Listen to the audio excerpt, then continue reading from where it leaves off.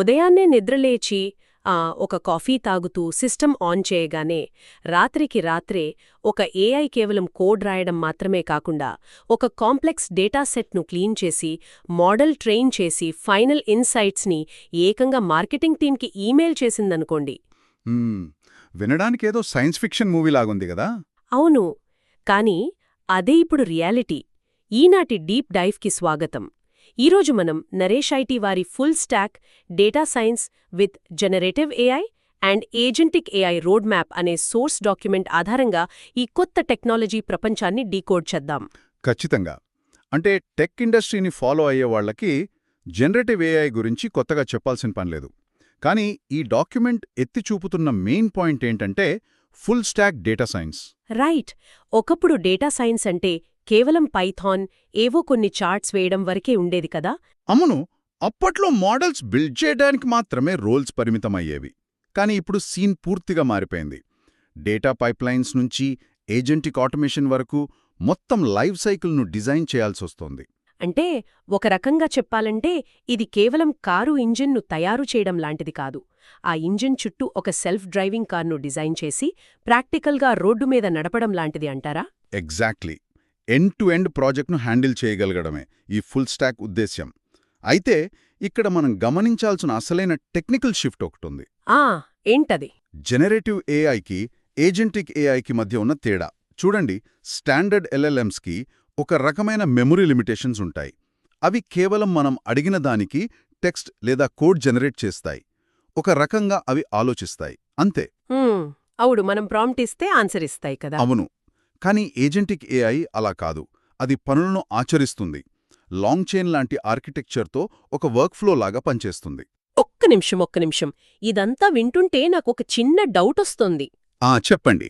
ఈ agentic AI అనగానే files చదవడం, రిపోర్ట్స్ పంపడం లాంటివి స్వయంగా చేస్తుందని డాక్యుమెంట్లో ఉంది కదా. అంటే ఇది కొన్నేళ్లుగా మనం వాడుతున్న ఆర్పీఏ, అదే రోబోటిక్ ప్రాసెస్ ఆటోమేషన్ స్క్రిప్ట్స్కి కొత్త పేరు పెట్టడమేనా? ఇందులో టెక్నికల్గా కొత్తేముందసలా? అది చాలా మంచి క్వశ్చన్. ఆర్పీఏ అనేది కంప్లీట్గా స్టాటిక్. అంటే మనం కొన్ని ఫిక్స్డ్ రూల్స్ ఇస్తాం, వాటిమీదే నడుస్తుంది. మధ్యలో ఏదైనా ఊహించిన డేటా వస్తే ఏమవుతుంది? ఎర్రర్ ఇచ్చి ఆగిపోతుంది. అవును, సిస్టమ్ క్రాష్ అవుతుంది. రైట్. కానీ ఏజెంటిక్ ఏఐ చాలా డైనమిక్గా ఆలోచిస్తుంది. అది ఒక కాంప్లెక్స్ ప్రాంప్ట్ని తీసుకుని దాన్ని చిన్న చిన్న సబ్టాస్కులుగా విడగొట్టుకుంటుంది. బయటున్న ఏపీఐ టూల్స్ వాడుకుంటుంది. ఓహో, అంటే తన పని తానే చేసుకుంటుందన్నమాట. అవును, తన అవుట్పుట్ను తానే ఎవాల్యుయేట్ చేసుకుంటుంది. తప్పులు జరిగితే మనుషుల ప్రమేయం లేకుండా వాటిని సరిదిద్దుకుని మరీ ఫైనల్ రిపోర్ట్ ఇస్తుంది. వావ్, ఇప్పుడు లాజిక్ కనెక్ట్ అయింది. అంటే ఇది మనం అడిగిన దానికి సమాధానం చెప్పే సాధారణ స్మార్ట్ చాట్బాట్ కాదు, ఏకంగా మన పక్కన కూర్చుని పనులన్నీ చక్కబెట్టే ఒక అసిస్టెంట్ లాంటిది. ఖచ్చితంగా. ఒక ఆటోమేటెడ్ వర్కర్ అనొచ్చు.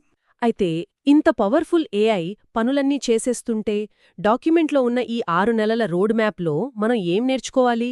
బేసిక్స్ కోసం టైం ఎందుకు వేస్ట్ చేయడం? డైరెక్ట్గా ఏఐ నేర్చుకోవచ్చు కదా. అక్కడే అసలైన లాజిక్ ఉంది. ఏజెంట్స్ ఎంత పవర్ఫుల్ అయినా సరే అవి చేసే ప్రాసెస్ను మనం ఆర్కెస్ట్రేట్ చెయ్యాలంటే మన ఫౌండేషన్ చాలా స్ట్రాంగ్గా ఉండాలి. రైట్. అందుకే పైథాన్, ఎస్క్యూఎల్, స్టాటిస్టిక్స్ లాంటి బేసిక్స్తో మొదలుపెట్టాలని ఈ రోడ్ మ్యాప్ చాలా స్పష్టంగా చెబుతోంది. ఆ తర్వాతే మిషన్ లెర్నింగ్, డీప్ లెర్నింగ్, ఫైనల్గా ఏఐ ఏజెంట్స్ వైపు వెళ్ళాలి. అంటే బ్యాక్గ్రౌండ్ మెకానిజం తెలియకుండా నేరుగా ఏజెంట్స్ని వాడేస్తే కష్టమంటారా? అవును. బేసిక్స్ లేకుండా డైరెక్ట్గా అడ్వాన్స్డ్ ఏఐకి వెళితే సిస్టమ్ మొత్తం కొలాప్స్ అయ్యే ఛాన్స్ ఉంది. ప్రాజెక్ట్ చెయ్యకుండా కేవలం ట్యుటోరియల్స్ చూస్తే వర్కౌట్ అవ్వదు. నరేష్ ఐటీ కరిక్యులంలో నాకు నచ్చిన విషయం కూడా అదే. వాళ్ల సిలబస్ చూస్తుంటే ఇది కేవలం థియరీతో నింపేసిన కోర్స్ కాదు అనిపిస్తోంది. అవును. ఏఐ ఏజెంట్స్ ఎలా పనిచేస్తాయో అర్థం చేసుకోవాలంటే రియల్ టైం ప్రాజెక్ట్స్ ఖచ్చితంగా చేయాలి. ఎగ్జాక్ట్లీ. ఈ క్రమంలో స్ట్రక్చర్డ్ గైడెన్స్ కోసం నరేష్ ఐటీ లాంటి సంస్థలు చాలా హెల్ప్ చేస్తాయి. Practical learning, real time projects ద్వారా బిగినర్స్కు అసలు కన్ఫ్యూజన్ లేకుండా కెరీర్ కోసం సన్నద్ధం చేస్తాయి. ఈ 6 నెలల ప్లాన్ చాలా ప్రాక్టికల్గా ఉంది. నిజమే. కేవలం డేటాను విశ్లేషించడమే కాదు, ఆ అనాలిసిస్ ఆధారంగా స్వయంగా యాక్షన్స్ తీసుకునే సిస్టమ్స్ని డెవలప్ చేయడమే మన ఫ్యూచర్ టార్గెట్. ఈ మొత్తం ట్రెండ్ చూస్తుంటే నా మెదడులో ఒక ఆసక్తికరమైన ప్రశ్న మెదులుతోంది. ఏంటది? డేటా సైన్స్, మరియు ఆటోమేషన్ కలిస్తే భవిష్యత్తు ఎలా ఉంటుందా అని. ఏజెంటిక్ ఏఐ ఈ స్థాయిలో స్వయంగా కోడ్ రాసుకుంటూ డేటా పైప్లైన్స్ని మేనేజ్ చేస్తూ ఉంటే ఇక ఫ్యూచర్లో మనం స్వంతంగా కోడ్ రాసి పనులు చేయడం మానేస్తామా? అంటే డెవలపర్స్ రోల్ పూర్తిగా మారిపోతుందంటారా? అవును. కేవలం ఈ ఏఐ ఏజెంట్స్ ఎలా ఆలోచిస్తున్నాయో అర్థం చేసుకుని వాటికి దిశానిర్దేశం చేసే మేనేజర్స్గా మనం మారిపోతామా? ఈ ఆలోచనతో ఈనాటి లోతైన విశ్లేషణను ముగిద్దాం.